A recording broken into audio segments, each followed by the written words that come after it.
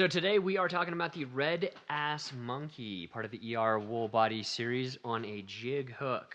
Yeah, this is our tungsten bead fly. It's a really fish catchy variant of the red ass monkey. Yeah, and the tungsten bead is really good because it helps get you down where the fish are at, and then you tie it on that Umpqua competition hook, and hopefully once you get down there, you don't get snagged on anything.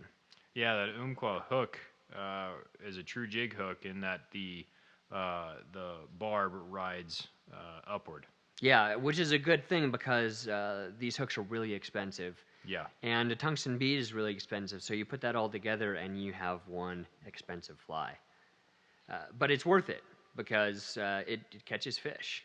This is the key. This is what gives the red ass monkey its red ass name, and that's Shetland spindrift in the color sunset.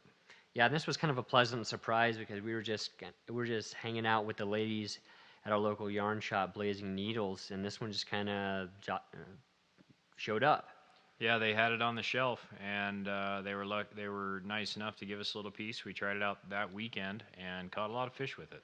Yeah, no, I think that this fly works really good in places where there are big bugs. We've tried to tying it smaller, and it just doesn't work for us. Yeah, even when I approach size 14 hooks, it just doesn't seem to produce. But the originals were tied on size 10 jig hooks, and we now pretty frequently tie them on size 4 and size 6 circle hooks.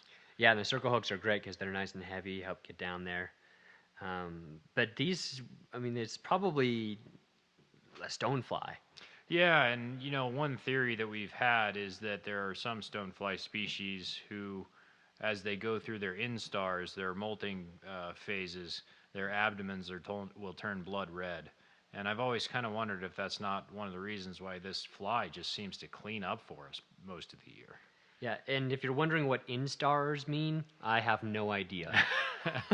I'll repeat, molting phases. Okay, all right, all right. I think I can understand that a little Yeah. bit better. I'm by no means an SAT word understander. Yeah.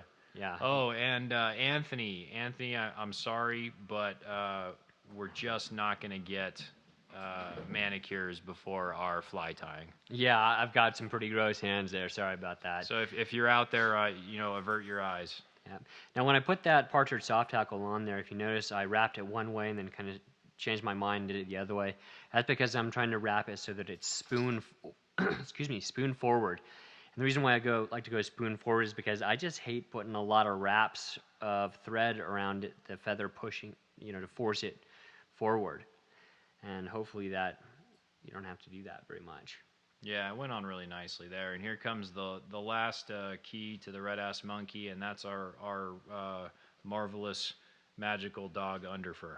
Yeah, and you don't necessarily have to use dog underfur that is magic. Yeah, And from one of our dogs. Right. There's a lot of dubbings that you can use. The key is just as buggy as you can possibly put on there. Yeah, I mean, we've tied this with peacock herl, and we've tied it with rabbit or hare, and it all works. But I think we're lucky enough to have this stuff, and it definitely brings a fish. Yeah, and who knows what it's supposed to look like. If it's the soft tackle is legs and the dubbing is legs. I mean, it's just got a whole lot of legs on there. Yeah. And this fly is definitely one that we dead drift. In this beadhead version, I can't imagine ever trying to give it any action. This is really one that's meant to be dead drift. Yeah, dead drifted through pocket water. I catch a lot of fish behind rocks on this one, and maybe that's just where the stoneflies live. Yeah. And maybe just because I can get down there, I catch it. And here we are, the red ass monkey on a jig hook with a tungsten bead.